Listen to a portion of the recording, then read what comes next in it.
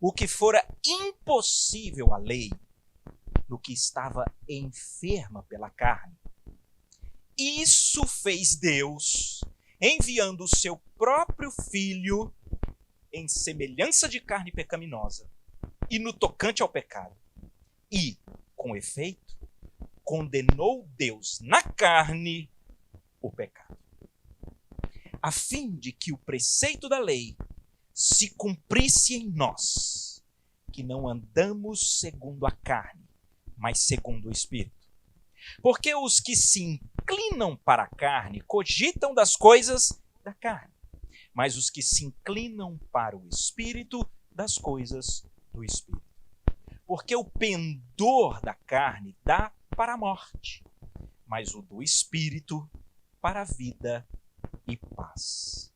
Por isso, o pendor da carne é inimizade contra Deus, pois não está sujeito à lei de Deus, nem mesmo pode estar. Portanto, os que estão na carne não podem agradar a Deus. Vós, porém, não estáis na carne, mas no Espírito, se, de fato, o Espírito de Deus habita em vós. E se alguém não tem o Espírito de Cristo, esse tal não é dele. Se, porém, Cristo está em vós, o corpo, na verdade, está morto por causa do pecado, mas o Espírito é vida por causa da justiça. Se habita em vós o Espírito daquele que ressuscitou a Jesus dentre os mortos, esse mesmo que ressuscitou a Cristo Jesus dentre os mortos, vivificará também o vosso corpo mortal por meio do seu Espírito que em vós habita. Assim, pois, irmãos, somos devedores, não à carne, como se constrangidos a viver segundo a carne. Porque se viverdes segundo a carne, caminhais para a morte. Mas se, pelo Espírito, mortificardes os feitos do corpo, certamente vivereis. Pois todos os que são guiados pelo Espírito de Deus são filhos de Deus. Porque não recebestes o espírito de escravidão para viverdes outra vez atemorizados, mas recebestes o espírito de adoção, baseados no qual clamamos: Abba, Pai.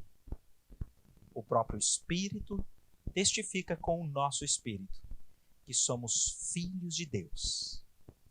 Ora, se somos filhos, somos também herdeiros, herdeiros de Deus, co-herdeiros com Cristo.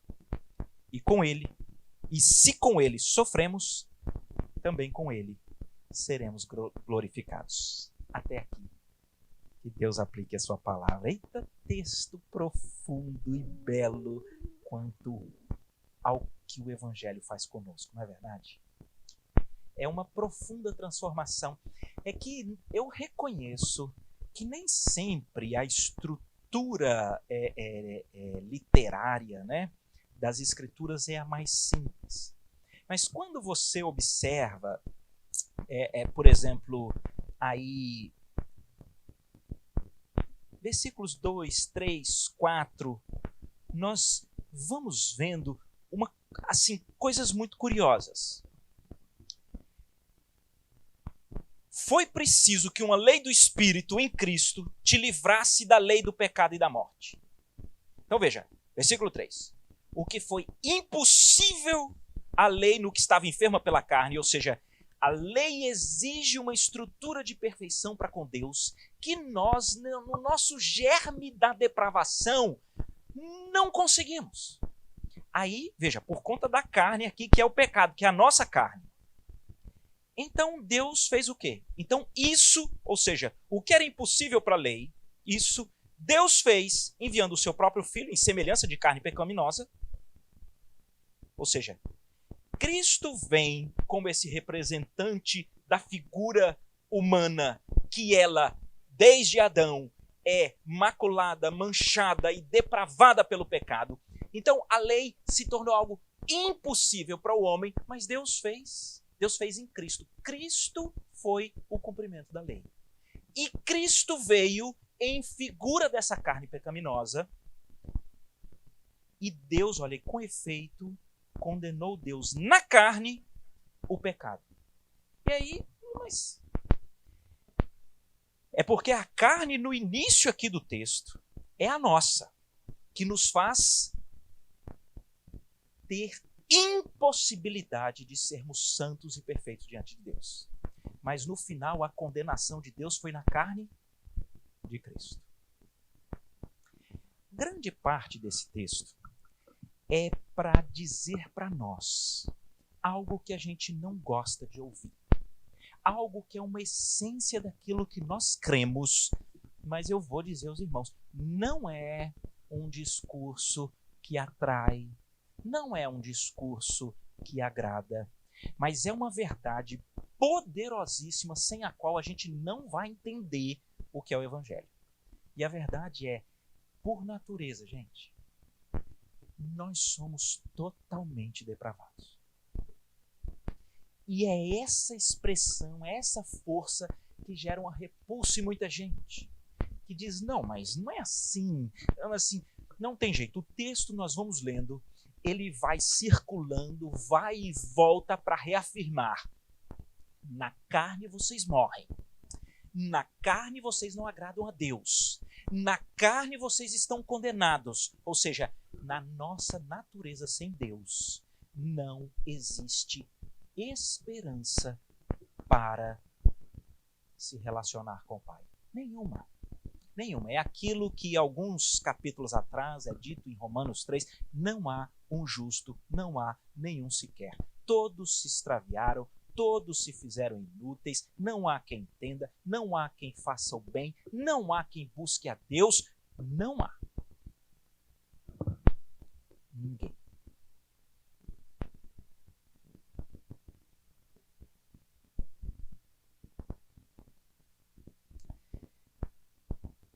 É muito comum a gente analisar que as pessoas não gostam dessa verdade. Sabem por quê? Porque dentre os germes da depravação total está um fortíssimo. A gente se acha. A gente se acha. Senta para conversar com qualquer um despretensiosamente. E a história da pessoa, então, ainda que seja para contar as tragédias, são as maiores tragédias. Ou se são para contar as histórias, são as maiores histórias. A gente se gaba de tudo. A gente tem essa coisa de querer se achar. Eu, ouvindo muito sobre esse tema, afinal de contas, na escola dominical, eu estou numa classe que é de doutrinas da graça, e a gente estuda muito sobre esse aspecto da perdição do homem. E é muito interessante perceber grandes pensadores sociológicos, psicológicos, o crash que houve no pensamento quando da Segunda Guerra Mundial. Não é o nosso ponto aqui, eu vou só zipar para vocês. A tese é, se nós tivermos um Estado forte, se nós tivermos uma educação de qualidade, se nós tivermos estruturas desse bem-estar social, de fortalecimento das virtudes, das qualidades, se houver essa ambientação que fornece condições para uma revolução da sociedade, o homem criaria as condições mais brilhantes para a sociedade. Mas, de repente, um país começa a se sobressair na sua estrutura econômica, começa a se sobressair na sua estrutura dos valores, das virtudes daquele povo, começa a se sobressair nas estruturas de escola e de ensino e se torna o mais culto, o mais sofisticado, o de longe, o mais evoluído. E esse país era a Alemanha. E de repente, no auge da estrutura dessa formação humana, que nessa mentalidade psicológica ou sociológica poderia ser a ambientação para a criação desse ambiente de brilhantismo da sociedade, explodiu talvez das maiores aberrações de maldade que se pode imaginar. Quem explica isso? Quem explica? Um desses, um autor inglês, H.G. Wells, escreveu vários livros, como Guerra dos Mundos, que virou filme e tudo mais. Ele é um que ele diz que ele cai do cavalo no que diz respeito à sua fé no ser humano, como sendo capaz de, com os ambientes corretos e as condições corretas, poder então ir bem enquanto sociedade. Aquele período negro da história revela como o ser humano pode ser infinitamente pior do que o que a gente pensa. E aqui, queridos, eu preciso, nesse primeiro ponto, dizer isso mesmo para vocês. Quando eu e você, que conhecemos a história bíblica, quando nós olhamos e verificamos em toda a estrutura do Evangelho, em toda a teologia sistemática que é Romanos, quando nós verificamos que foi indispensável que o Filho de Deus viesse morrer, quando a gente olha para isso, era para eu e você concluirmos que a nossa condição, a nossa fragilidade, a nossa depravação, a nossa desordem, ela é muito pior do que o que a gente pensa. Porque foi preciso que o Filho do Deus Criador do Universo tivesse que vir para morrer. Imagina que condição deletéria e trágica é essa. E se nós não tivermos concepção dessa verdade, a gente pode se relacionar com a religião como muita gente faz. Eu preciso de uma ajuda. Não, eu vou aqui, eu preciso de uma ajuda. Não. Você precisa de uma nova identidade.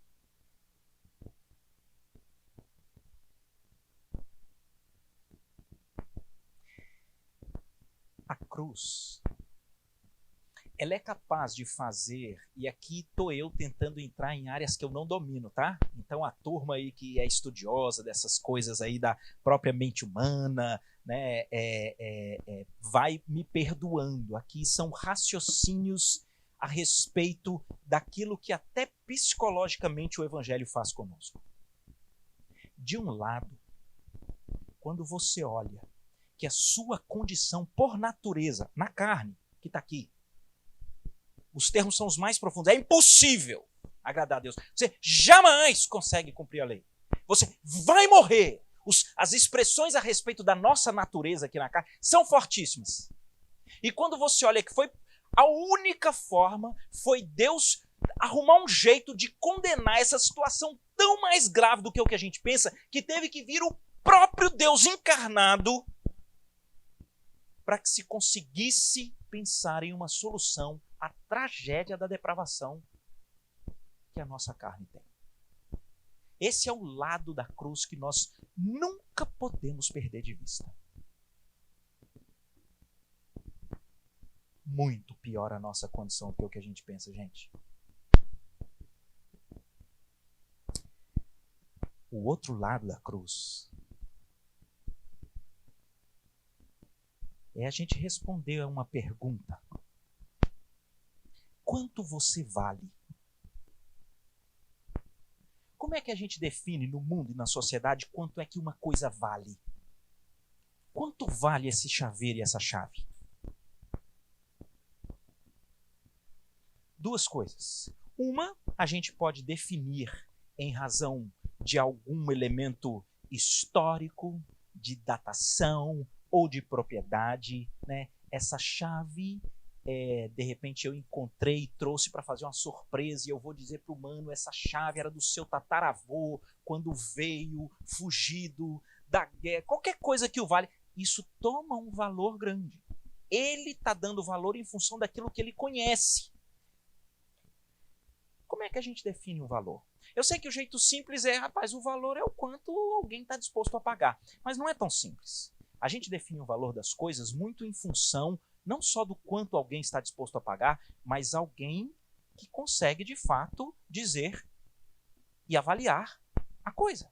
Então, se eu tenho uma casa que eu quero vender, eu não pergunto só para o humano que sabe sobre joias, de quanto é que vale. Ele pode chutar o dobro ou a metade e não vai ser nenhum demérito. Mas a gente procura quem sabe. E a pergunta é, quanto é que você vale?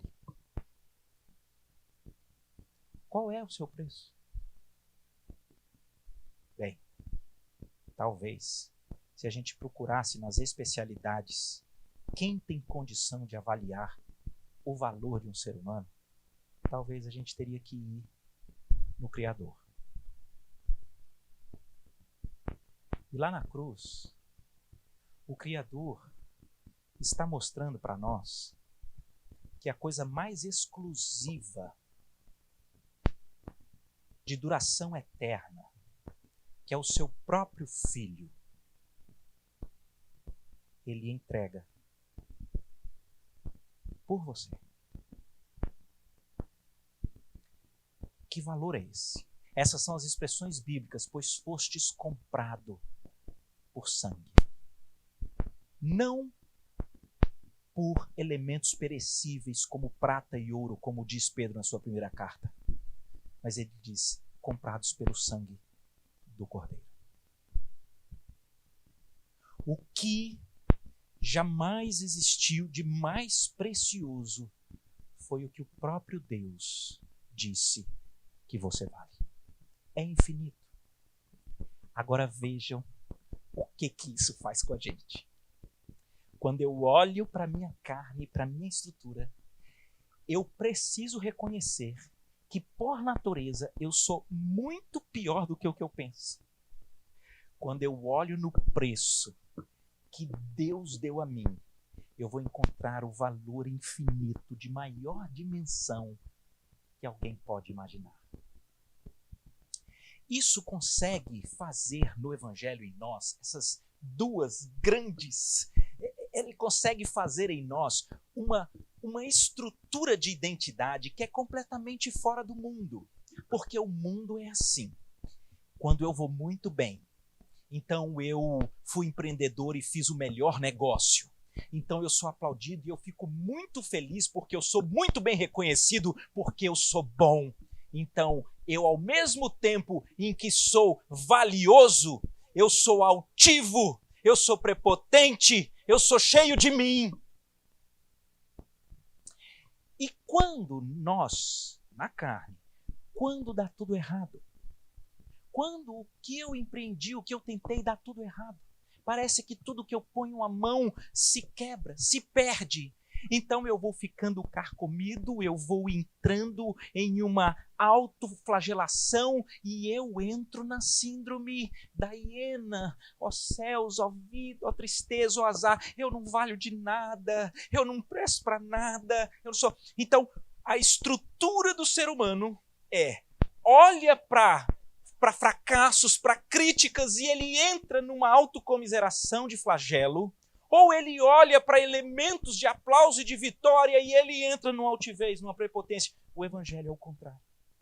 Você jamais consegue ser altivo, prepotente e se achar, porque você sabe que, por natureza, você é muito pior do que o que você pensa. Não tem espaço para altivez, para orgulho, para vaidade. Não tem. De outro lado, se você é criticado, se você é abandonado, maltratado, se você é abusado, se dá tudo errado, você não entra nesse autoflagelo porque você sabe que você é tão amado, que você tem um valor infinito que não lhe deixa ir exatamente para a tragédia humana das inclinações sociológicas que se tem. O Evangelho é o único que é capaz de te dar uma firmeza tal que não há tragédia que consegue lhe destruir, porque você sabe o valor infinito que você tem para Deus.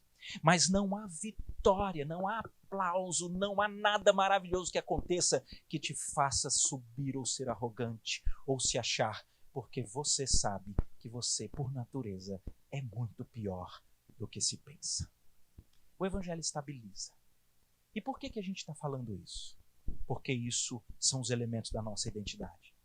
Porque isso tem repercussão direta nos nossos relacionamentos.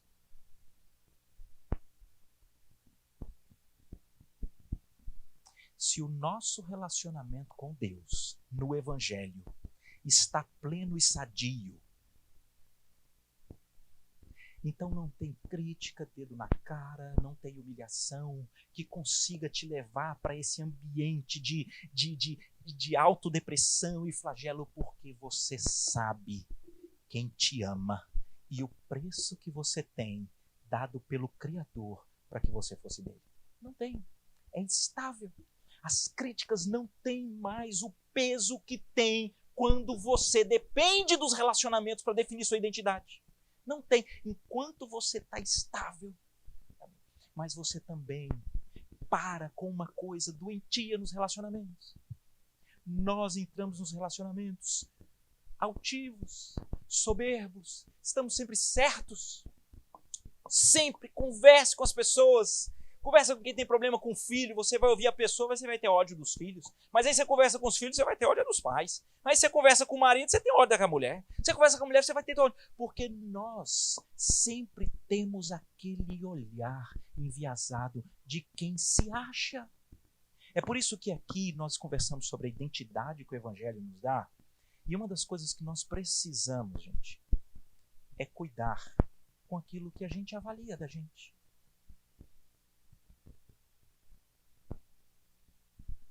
Ego transformado. Exatamente. É Timothy Keller e eu. O que é isso? Eu aprendo demais com ele. É talvez um dos meus melhores amigos, né?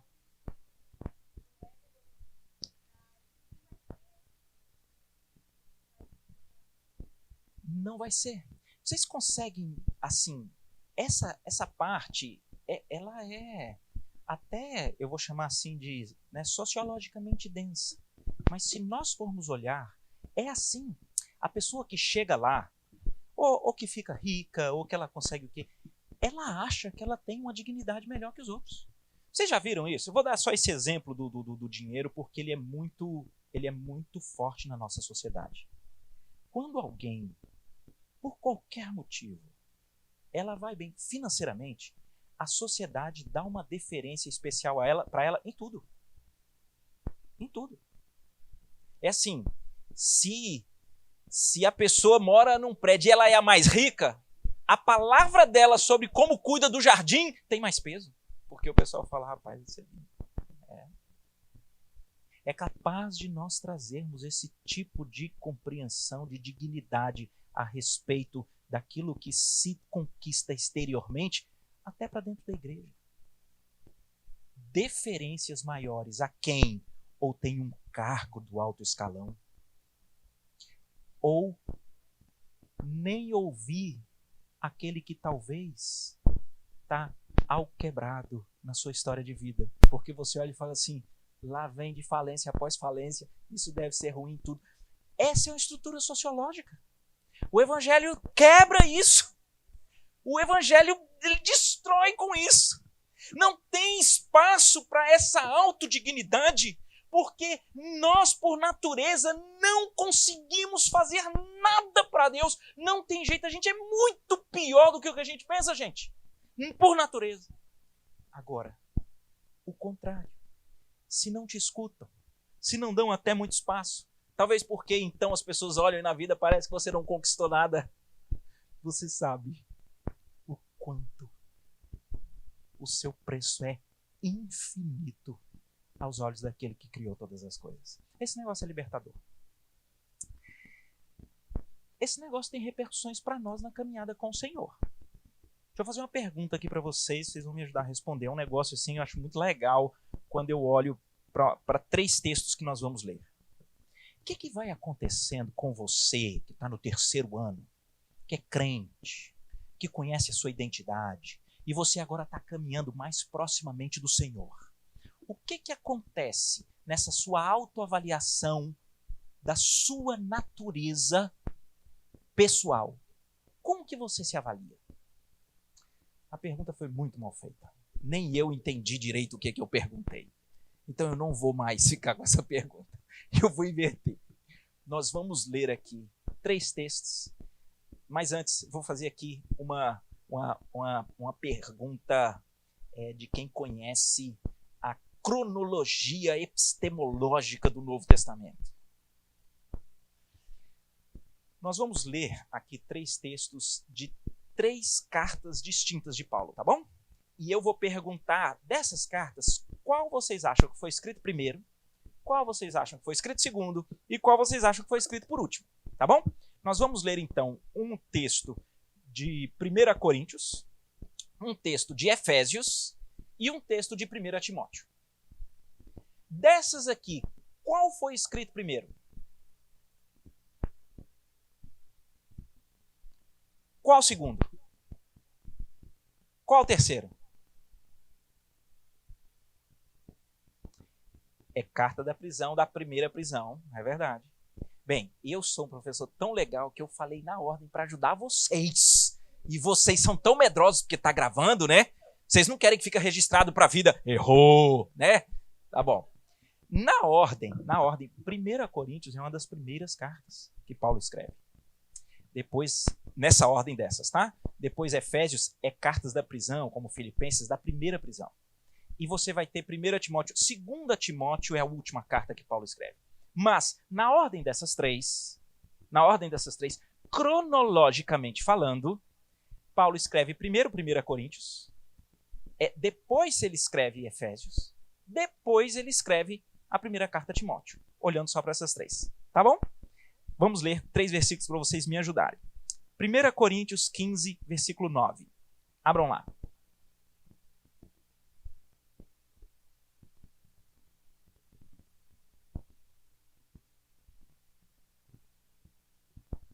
Primeira Coríntios 15, 9. Eu vou ler, porque está gravando e aí ajuda o pessoal. Porque eu sou o menor dos apóstolos, que mesmo não sou digno de ser chamado apóstolo, pois persegui a igreja de Deus. Percebem a postura humilde? Percebem? Efésios 3, capítulo 3 de Efésios. Versículo 8. Efésios 3, 8.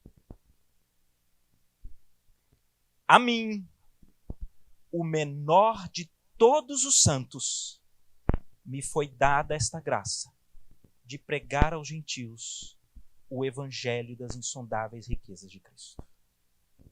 Percebem a postura humilde? 1 Timóteo, capítulo 1. Capítulo 1. Versículo 15. 1 Timóteo, capítulo 1, versículo 15. Fiel é a palavra e digna de toda aceitação, que Cristo Jesus veio ao mundo para salvar os pecadores, dos quais eu sou o principal. Percebem a postura humilde? O que é curioso? No primeiro texto ele é o quê? O quê? Ele é o menor de quem? Dos apóstolos. Pensa. Eu sou o menor dos apóstolos, né? Pensa o núcleo duro, né? Afinal de contas, nós temos a igreja edificada sobre a doutrina dos apóstolos. Ele é um chamado como fora de tempo, mas foi o próprio Senhor Jesus que o chama para ser apóstolo. Ele é humilde, mas é o menor dos apóstolos. O tempo passa. Esse homem vai caminhando com Deus. Ele escreve Efésios e aí agora ele diz que ele é o quê? O menor de quem? Quem são os santos? Quem são os santos? Quem são os santos? Nós. Ele caminha e ele diz: eu sou o menor de todos os crentes, de todos os salvos, de todos os santos. Mas aí ele caminha mais com o Senhor. E ele então mais na frente escreve. E quando ele escreve agora, ele é o quê?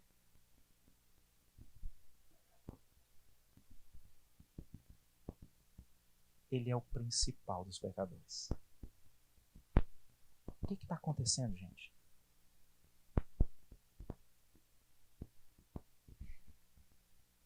É o contrário do que parece que se avaliaria, né? Paulo, não fala isso não, cara. Você é tampa. Você é nosso herói. Você é fera. É que, na verdade, aquilo que parece ser ruim é uma das maiores provas de um amadurecimento espiritual.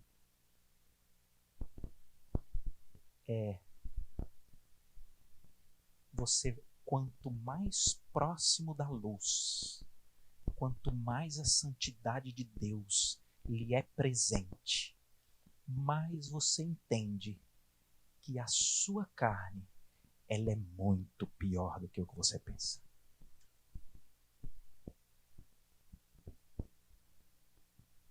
Menor dos apóstolos. Não, eu sou o menor dos crentes. Não, eu sou o principal dos pecadores. Na NVI, vou ler para vocês. Esta afirmação é fiel e digna de toda aceitação. Cristo Jesus veio ao mundo para salvar os pecadores, dos quais eu sou o pior. Bem, deixa eu terminar esse ponto reforçando aqui o que nós falamos. Quanto mais você compreende a tragédia da natureza humana, carnal que você tem, maior e mais lindo é o Evangelho e mais lhe salta aos olhos o preço infinito que Deus pagou por você.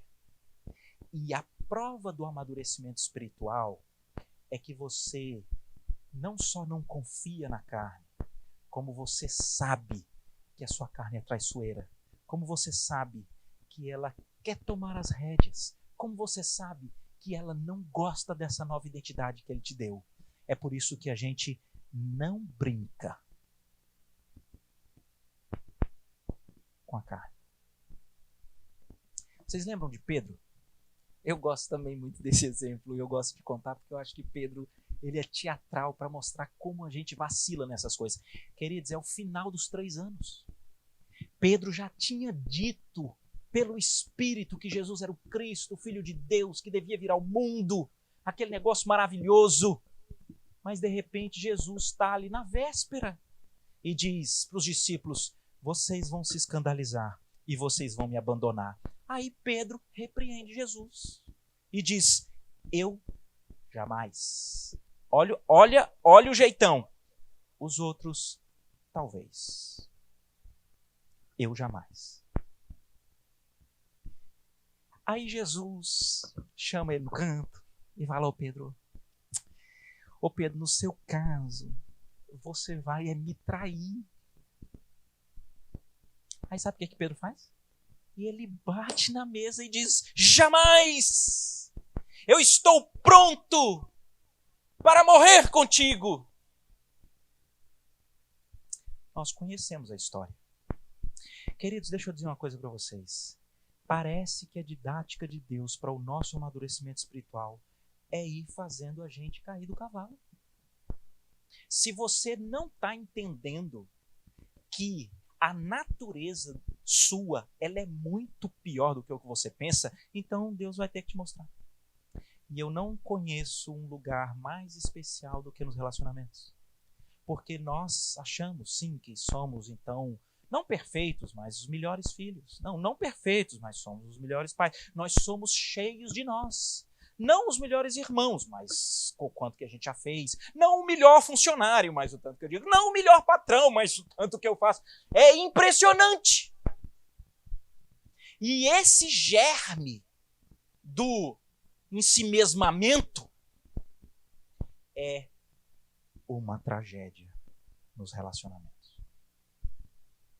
Porque se você, como Paulo, que amadurece para perceber que você é o pior dos pecadores, você pode até concluir que naqueles momentos em que talvez o velho homem quer tomar as rédeas e que vem ou aquele grito, ou aquele silêncio, ou que vem ou aquela alfinetada, ou não sei, você, quando você sabe que natureza é aquela, mais facilmente você pode se colocar no lugar do outro. Mais facilmente você pode olhar para as complicações que estão acontecendo e ver o seu problema. E quando isso acontece, muito mais facilmente o Senhor restaura as coisas. Mas enquanto a gente é cheio de soberba, altivez, prepotência, arrogância, eu aprendi um outro adjetivo esses dias, já esqueci. Porque tem que ter muito mesmo. A gente destrói os relacionamentos. O que é que o texto, na sua parte final, então, diz para nós? E eu queria deixar bem firmado esses pontos do Evangelho, porque é no amadurecimento que mais a gente reconhece que a gente é muito pior por natureza do que o que pensa, mas o valor e o amor por nós é muito maior do que o que a gente pensa. É esse negócio que muda tudo. O texto termina, então, dizendo sobre um ministério do Espírito Santo em nós. Um negócio assim muito legal, interessante.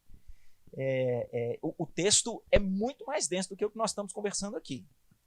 Eu estou pegando pontos que são bem centrais da nossa identidade e já tentar fazer lampejos e links com a nossa temática. Mas eu quero ir aqui para o final assim, né? Para essa última parte, onde diz assim: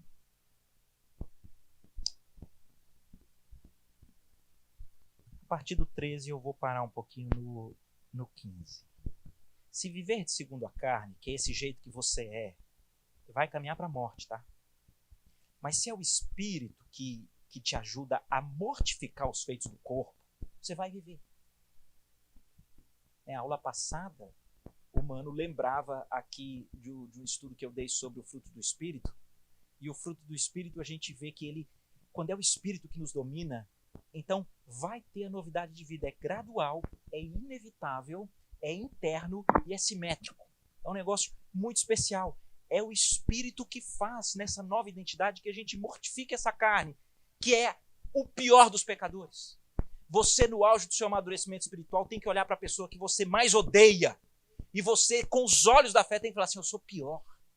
Que é o que Paulo faz no seu amadurecimento. Um negócio especial. O Espírito é que precisa entrar, porque se ele não revela, a gente vai achando que não é da minha personalidade, não é porque eu nasci assim, não é porque... Não! Quando é na vida do Espírito, ele entra para mortificar a carne e você vai viver. 14, porque os que são guiados pelo Espírito são filhos de Deus. Versículo 15 tem uma chave interessante. Ele diz: pois não recebestes o espírito de escravidão para viverdes outra vez atemorizados. Veja que interessante. O que o texto está dizendo é que a vida, quando você quer, na carne, resolver a sua vida com Deus, resolver as coisas, ela é uma vida atemorizada, é uma vida de pavor. Veja o que ele está dizendo. Vocês não receberam o espírito, agora, ele está dizendo agora, pois não recebestes o espírito de escravidão para viverdes outra vez, não está aí outra vez? Atemorizados. O que ele está dizendo é que quando você não tem o espírito, e infelizmente, deixa eu dizer para vocês, essa é uma grande estrutura religiosa. Quando você não tem o Espírito e não sabe que é uma obra do Espírito que lhe revela a podridão e que ao mesmo tempo ela é que te toma para mortificar a carne e viver em plenitude de vida. Quando você não entende isso, mas você sabe que as coisas não estão bem, você vive por esse pavor, pelo medo. E essa é uma estrutura muito comum da religiosidade. Então a religiosidade é aquela relação que muitas das vezes nós temos com os professores da escola. Então eu tenho que fazer o dever de casa, se eu não fiz, eu copio, eu dou um jeito, eu chego mais cedo porque eu tenho que ganhar pontos positivos, porque eu sei que eu estou vacilando lá em umas matérias, mas pelo menos vamos ver se no conselho de classe eu passo. E eu morro de medo de ser reprovado. Então eu tenho um estímulo de tentar, não, eu vou então melhorar lá no relacionamento, não, então eu vou, porque você está nessa estrutura do pavor, do medo. Atenção, na novidade de vida, que não tem espaço nem para prepotência e não tem espaço para autocomiseração, o texto está dizendo que nós somos chamados para uma vida sem medo. Uma vida sem medo. Quer dizer que tudo isso que nós estamos lançados para viver, os nossos relacionamentos mais difíceis, a vida onde nós estamos lançados para viver a mais distinta possível, ela não pode ser dirigida no seu coração pelo medo. Porque o espírito que nós recebemos não é para que você outra vez seja dirigido atemorizado. Quando a gente fala sobre a graça, tem gente que não concorda. Então, alguém pergunta para você, peraí. Então você está me dizendo que Deus é que fez tudo. E essa obra que ele fez toda foi realizada em Jesus, e ele é que atraiu, e então quando ele atraiu e a gente está lá em Cristo, é garantido, não tem jeito de perder? É isso que você está me dizendo? Eu digo, rapaz, você não teve condição de fazer nada nesse processo de transformação da sua identidade. Você não conseguiu, morto no seu delito e pecado, gerar a fé. Ele te atraiu, ele te deu a fé, ele levou ele e ele garante até o fim. Aí tem gente que diz assim, mas aí eu perco a gana, o interesse para poder viver na moral, para poder fazer mais coisa, para ajudar, porque está tudo garantido. Essa é a grande objeção da graça, da estrutura, da salvação.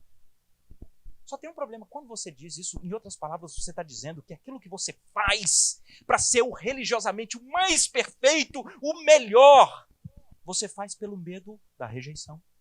Você faz pelo pavor de perder. Então, nunca foi um relacionamento de amor. Segue um exemplo comigo. Eu, então, conheço a Flávia. E eu digo, eu preciso conquistá-la. E aí, então, eu converso com ela, eu a conheço, eu sei qual é o chocolate preferido, eu sei qual é a refeição que ela mais gosta, eu sei qual é a cor da flor que ela mais gosta, eu sei qual é o estilo de música, qual é o cantor, a música que mais toca. Então, eu pego essas informações e eu, então, tenho a joia certa na hora certa, eu tenho a flor no momento cirúrgico, eu tenho ali o chocolate, levo para a refeição que ela mais gosta e eu vou e ela tá deslumbrada e ela vai indo e eu então faço e vou e aconteço até que ela não aguenta. Até que ela não aguenta e ela então olha nos meus olhos e diz, você é o amor da minha vida. Você me conquistou de um modo que não tem mais volta. Não há mais nada que você possa fazer que consiga levar embora o meu amor por você. Eu sou sua por toda a eternidade. Eu estarei em todos os momentos. Aonde você for, eu irei. Onde repousares, eu estarei. Não há mais nada que lhe tire da minha presença. Aí eu vou dizer, perdi o interesse. É porque eu estava querendo conquistar. Agora que está garantido. Agora que é amor valendo. Agora que não há mais nada que precisa ser feito para que haja o amor. Então, eu não continuo? Então deixa eu dizer para vocês, nunca foi amor. Nunca foi. E o problema é que muita gente vive de modo equivocado essa mesma estrutura com Deus. E é no pavor, e assim, não, então Deus está me castigando, não, então é porque Ele não gosta, não, então é porque eu vou perder. O Espírito que nos foi dado não é para que você de novo viva atemorizado. Muda! É uma estrutura de identidade que lhe pacifica. E quando lhe pacifica, ele dá um grito aqui, para quem não entende. Ele diz: porque não recebestes o espírito de escravidão para viveres outra vez atemorizados, mas recebestes o espírito de adoção, baseados no qual nós clamamos, Abba, Pai. Eu acho isso daqui muito forte, porque isso daqui tinha que comunicar com a gente mais do que normalmente comunica. Porque o que o texto está dizendo é que nessa nossa nova identidade, quando nós somos transformados dessa estrutura de quem é dominado pela carne e agora é quem é dominado pelo Espírito, é um chamado para uma vida de paz. E não é na performance. É um selo, é um ato forense, é um ato jurídico, porque ele põe aqui, é uma adoção. É simples assim. Esse negócio tem que comunicar porque até hoje, no direito romano era assim, mas até hoje no nosso direito é assim. O que é uma adoção? Como é que alguém hoje, no nosso país, um dia não é nada e no outro é filho? Como é isso? Existe uma sentença de adoção. É um ato aperfeiçoado. E a partir daquele momento, normalmente o que é adotado não entende, ele não entende as dimensões do que está acontecendo ali. Ele não entende que a partir daquele momento ele está inserido por completo em uma nova identidade, em uma nova família, com todo o acesso, com todo o amor, com toda a herança, com todo o nome. Ele não entende, normalmente não entende. E o pior, olhe para a estrutura de adoção que a gente conhece. A estrutura de adoção, ela tem que nascer de uma estrutura abnegada de quem adota. Não é pelo mérito, não é pelo que se faz, não é pelo que deu conta. Ao contrário, é a condição difícil, triste, que enseja um ato jurídico forense que adota. E agora é filho, com os mesmos direitos e prerrogativas daquele que adota. O que está dizendo aqui é que nós precisamos entender que essa obra que é feita aqui, que nós lemos lá no início, em Jesus, onde a gente era uma tragédia e teve que condenar toda essa pecaminosidade na carne, mas foi na carne de Cristo, para que nós pudéssemos sair dessa estrutura de carne que quando domina não agrada a Deus, vai morrer, não tem para onde ir, e a gente é levado para uma vida no Espírito. A gente tem que parar com essa coisa que muita criança que é adotada tem. Ele vive a vida ali, às vezes, né? Estou criando aqui uma hipótese. Não sei se eu sou amado, o que eu tenho que fazer para ser filho. É porque na sua imaturidade ele não entendeu. Foi adotado. E quem é adotado, ele tem uma relação diferente com quem lhe adotou. Não é mais uma relação como muitos têm com Deus. A gente às vezes tem uma relação com Deus quando é aquela estrutura de religiosidade, como se Deus fosse aquele grande policial que viu a gente estacionando no lugar errado, né? Eu não sei aqui quantos já tiveram essa experiência, né? Eu me lembro que era assim quando eu era criança, quando meu pai parava numa blitz, eu queria chorar, vão prender meu pai. E agora eu tive essa mesma experiência com os meus filhos, né? Uma vez eu fui parado nessas leis secas, e de noite, e eles me tiram do carro e eu vou para lá, e aqueles policiais, quando eu volto, os meus meninos chorando no carro. Pai, mas o que o senhor é bonitinho demais. E muita gente tem esse tipo de relacionamento. Agora, como é um relacionamento diferente desse policial para um pai? Como é? Como é o relacionamento que nós somos chamados a ter com o pai? Para mim, um exemplo que aconteceu comigo, assim, desses fantásticos. Um dia houve um evento, assim, bem garboso, né? Grande, e eu ia ser palestrante, né, no âmbito jurídico, um negócio que o pessoal tinha que pagar, e na época que era presencial, então as pessoas para perguntar tinham que se inscrever. Eu estava numa mesa com grandes autoridades, e eu com o meu melhor paletó, e eu fiz uma palestra, e o povo ficou satisfeito, e aquele povo, né, fazia pergunta, e não sei o que, aquele negócio, um negócio assim solene, especial. Eu voltei para casa andando alto, assim, né, um negócio muito especial, e eu cheguei. E, né, meus filhos mais novos, eu não lembro aqui direito a idade que essas coisas acontecem, vou chutar aqui entre 2 e 3 anos, não sei. E aí eu entro, e minha esposa tá lá com os meninos, e o menino tá aprendendo, aí lá no seu perigo, aquele negócio, e eu entro, quando eu tô indo pro quarto, um lá escuta a minha voz, pai, digo, oi, me limpa.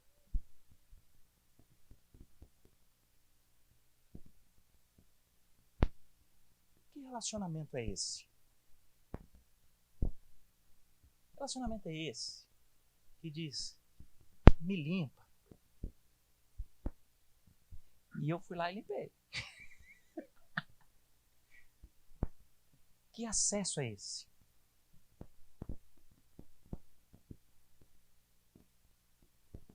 Que amor é esse, onde quando você é adotado, o que Deus está dizendo na inspiração das Escrituras para dizer, ei, eu te lacei com meu espírito para você não viver outra vez essa estrutura atemorizada. Eu te chamei e te adotei, você é meu filho. E do mesmo jeito que o meu filho é a coisa mais preciosa do universo, é você para mim. A gente tem livre acesso ao Pai. A gente tem um nível de acesso, um nível de amor que a gente não entende. Sabe por quê? Porque a gente ainda acha que tem que estar fazendo por onde para ver se no ponto positivo com o negativo a gente aceita ou não. Nós não entendemos a adoção. Ele faz tanta questão de dizer que esse negócio é valendo, que ele vai dizendo, se somos filhos, eu já estou no 17, então nós somos herdeiros. Nós somos herdeiros de Deus. Nós somos co-herdeiros com Cristo. Uau! O que está dito nesse texto é que o mesmo poder que ressuscitou Cristo dentre os mortos é o mesmo poder que opera em nós. O que está dito aqui é que o Senhor, pelo preço mais infinito que houve, Ele nos resgata para dizer, vai ser meu filho. E se é meu filho, nosso nível de relacionamento com o Pai tem que ser um nível de perfeição da intimidade, da reverência, do amor. E da certeza, queridos, que se o nosso relacionamento com Deus está pleno, está estável, pode estar caindo tudo lá fora e do teu lado. Vai tudo bem. Porque agora, olha o que muda.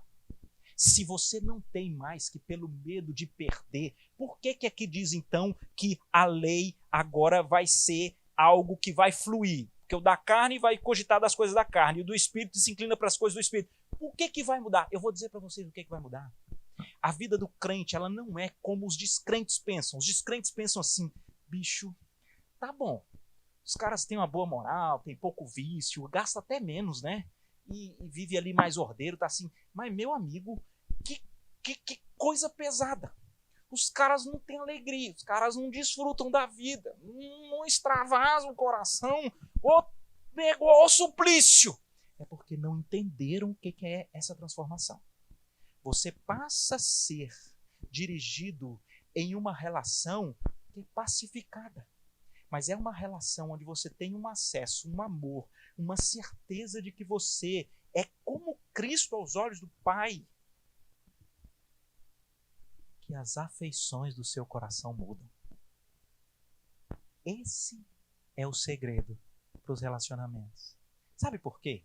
A partir de agora, não é mais a complicação dos pais, a complicação do cônjuge, a complicação dos irmãos. É assim, eu quero o que meu pai quer. Meu pai quer que eu dê a minha vida pela minha esposa. Ele quer que eu mais uma vez perdoe. Ele quer que mais uma vez eu trate, ou eu confronte, ou eu exorte com amor. Ele quer que mais uma vez eu tenha o amor, a alegria, a paz, a bondade, a benignidade, a longanimidade, a fidelidade, a mansidão, o domínio próprio. Essas coisas agora são o que eu quero. Porque eu agora já sei que eu sou filho. Eu agora já sei que o Espírito... Então, o que muda são as afeições. Então, não é uma vida de peso, porque eu tenho que fazer aquele negócio, porque senão eu vou perder. Não. Agora eu sou tão estável. É tão bom que quando eu grito de novo lá, e eu sei que aquilo desagrada o meu pai, eu grito, pai, me limpa.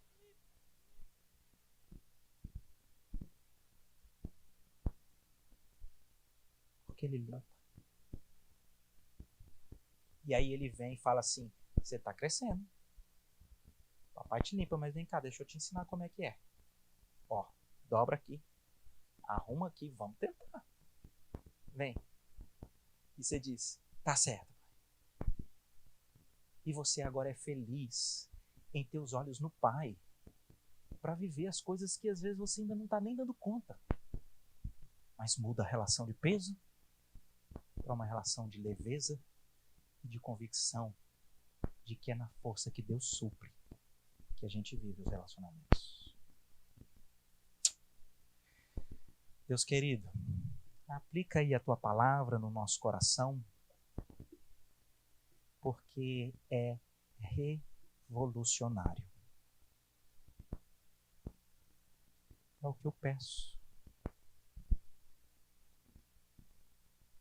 No nome daquele que foi entregue como o preço mais caro já pago na história. E foi por mim. Em nome do Senhor Jesus que oramos. Amém. Que Deus nos abençoe, queridos.